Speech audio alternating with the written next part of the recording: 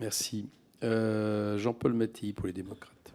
Merci, Monsieur le Président. Messieurs les ministres, le projet de budget qui nous est soumis a le mérite de concilier à la fois responsabilité et ambition dans un contexte où la situation de nos comptes est très préoccupante. La responsabilité, elle est incarnée par des efforts sans précédent pour endiguer la spirale de l'endettement, que si elle se poursuit, risque de paralyser durablement l'action publique.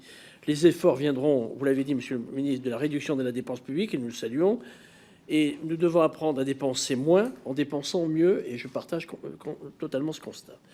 Nous saluons également le fait que le gouvernement fasse appel à des prélèvements ciblés, répondant à un impératif de justice fiscale.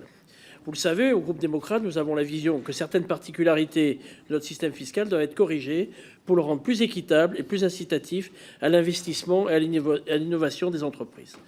Dans ce sens, nous accueillons bien évidemment de manière très favorable la taxe sur le rachat d'actions, bien que j'ai encore besoin de décrypter exactement comment va s'articuler le dispositif.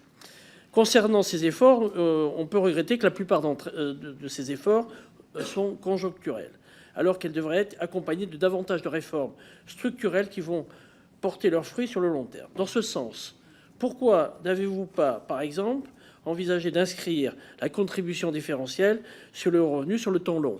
Je crains que, à la fois sur la contribution, et le rapporteur général le disait tout à l'heure, exceptionnelle des grandes entreprises, si, dans le temps, est-ce que vous avez un consensus au niveau des grandes entreprises pour jouer le jeu, si on peut dire?